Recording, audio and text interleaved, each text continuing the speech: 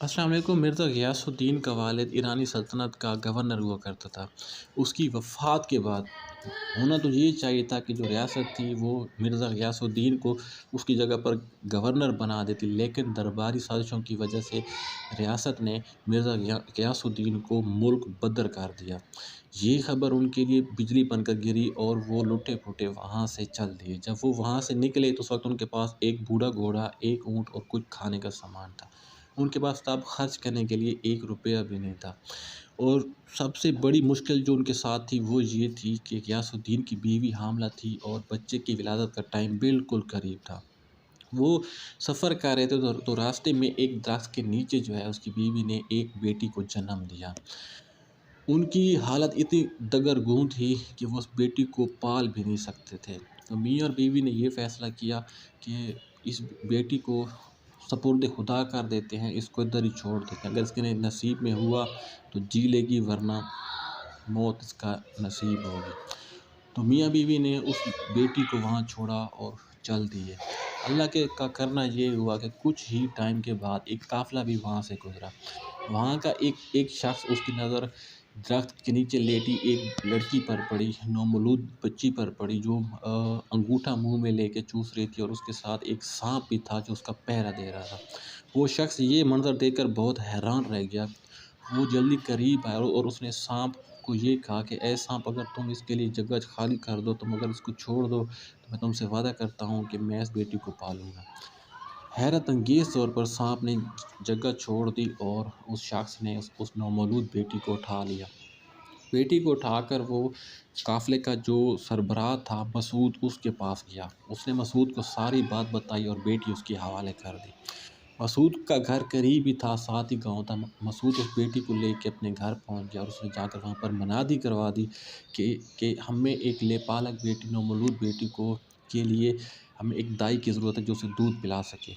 اتفاق کی بات ہے کہ جب یہ اعلان ہو رہا تھا، جب یہ منادی ہو رہی تھی، تو مرزا غیاث الدین اور اس کی بیوی ادھر ہی تھی۔ مرزا غیاث الدین نے اعلان سنا تو وہ دوڑا ہوا مسرور کے پاس آیا اور اس نے مسرور کو ساری کہانی سنا دی اور یہ بتایا کہ یہ ان کی بیٹی ہے۔ یوں مسرور نے بیٹی بھی ان کے حوالے کر دی اور بہت سارا مول و متاع بھی ان کو دیا کہ وہ اس کی اچھے طریقے سے پرورش کریں۔ وہاں سے مرزا غیاث الدین اپنی فیملی کے ساتھ ہندوستان آ گیا۔ جب وہ ہندوستان آیا تو تب اس وقت ہندوستان پر مغل شہنشاہ اکبر کی حکومت تھی۔ اکبر کو کسی طرح سے یہ پتہ چل گیا کہ مرزا غیاث الدین، جس نے اکبر کے والد شہنشاہ ہمایوں کو پناہ دی تھی جب شیر شاہ سوری کے ساتھ جنگ کے دوران ہمایوں ہار گیا تھا، تو اس نے مرزا غیاث الدین کو اپنے دربار بلایا، اسے بہت سارا انعام اکرام دیا اور اسے اپنے دربار میں ملازمت دے دی۔ یوں وہ لڑکی جو تھی، جس کو میاں بیوی اپنے لیے منحوس سمجھتے تھے، وہ ان کے لیے ایک نیک بختی کا باعث بن گئی۔ تو اس لڑکی کا نام مہر النساء رکھا گیا، لیکن کچھ روایات میں یہ آتا ہے کہ اس کا نام شمس النساء تھا۔ بہرحال جو بھی، وہ لڑکی جو تھی وہ محل میں بڑی ہونے لگی۔ اس نے وہاں پر نیزہ، گھوڑ زنی، تلوار زنی اور فن حرب کی اس نے تمام جو مشقیں تھیں وہ اس نے کامیابی سے عبور کر لی۔ اکبر کا بڑا بیٹا شہزادہ سلیم اس لڑکی کو بہت پسند کرتا تھا۔ یوں ایک دن اس نے اپنے والد سے مہر النساء سے شادی کی خواہش کا اظہار کیا۔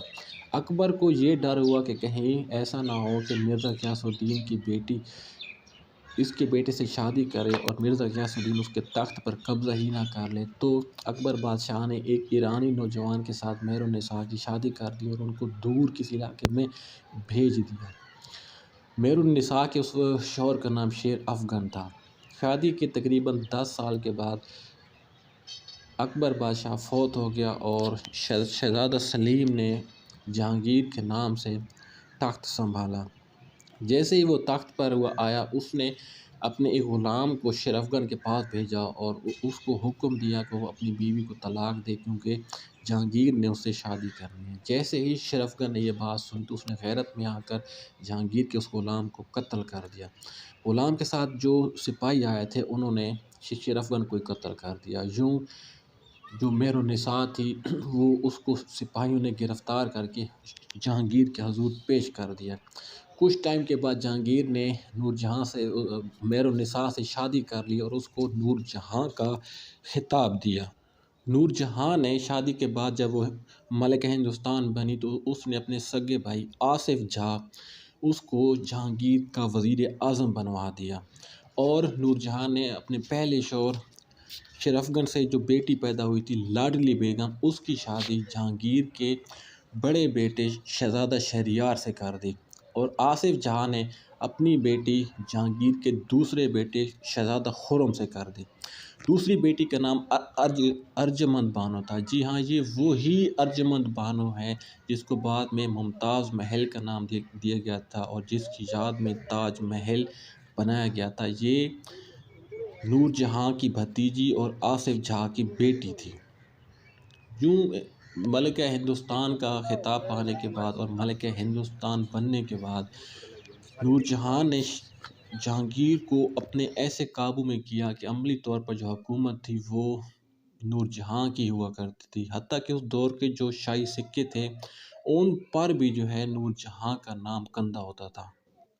جہانگیر سے نور جہاں کی کوئی اولاد پیدا نہ ہو سکی، اس نے بہت کوشش کی لیکن اللہ تعالیٰ نے اس کے نصیب میں کوئی اولاد نہ لکھی۔ جہانگیر کے ایک کمانڈر محبت خان نے جب بغاوت کر دی اور اس نے جب جہانگیر کو قید میں کر لیا تو اس نے زبردستی جو ہے جہانگیر سے ملکہ نور جہاں کو قتل کروانے کا سندیش لکھوایا، جو بعد میں جہانگیر نے اس کو منقطع کر دیا اور نور جہاں نے محبت خان کی فوج کو خرید کر اپنے قابو میں کر لیا اور محبت خان کو قتل کر کے جو ہے اس نے جہانگیر کو دوبارہ سے تخت نشین کر دیا۔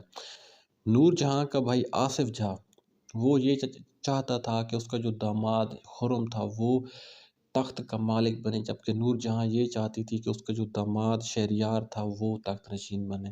جہانگیر کی وفات کے بعد نور جہاں نے اپنے داماد لاڈلی بیگم کے شوہر شہریار کو تخت نشین کر دیا، لیکن تخت نشینی کے 3 ماہ بعد ہی آصف جہاں اور شہزادہ خرم نے اس کو تخت سے اتار دیا اور قتل کر دیا، اور شہزادہ خرم نے شاہ جہاں کے لقب سے تخت سنبھالا۔ جیسے ہی شاہ جہاں نے تخت سنبھالا تو نور جہاں جو ہے وہ وہاں سے لاہور آ گئی۔ لاہور آنے کے بعد اس نے جہانگیر کا بہت بڑا عالیشان مقبرہ تعمیر کروایا۔ نور جہاں بہت سخی، بہت فیاض عورت تھی، بہت نیک عورت تھی۔ جب وہ فوت ہوئی تو اس کی لاش کے ساتھ 3 بچے اور عورتیں تھیں جو دھاڑے مار مار کر رو رہے تھے۔ سسکیوں کے ساتھ ملکہ نور جہاں کو دفن کر دیا گیا۔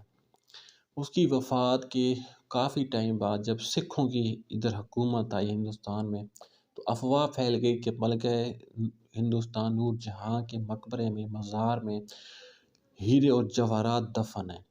تو سکھوں کو جب اس بات کا پتہ چلا تو سکھوں نے اس کا جو مزار تھا وہ کھود ڈالا، لیکن اس مزار میں سوائے ہڈیوں کے کچھ نہ تھا۔ تو غصے میں آ کر سکھوں نے ملکہ کی جو ہڈیاں تھیں وہ کتوں کے آگے ڈال دیں اور اس کی جو ہڈیاں تھیں وہ کتے کھا گئے۔ تو ملکہ ہندوستان کا ایسا دردناک انجام دل کو بہت گراں گزرا۔ آج بھی اس عظیم اور نیک دل ملکہ کا انجام دیکھ کر بہت سارے لوگ جو ہیں وہ رنجیدہ ہو جاتے ہیں اور تکلیف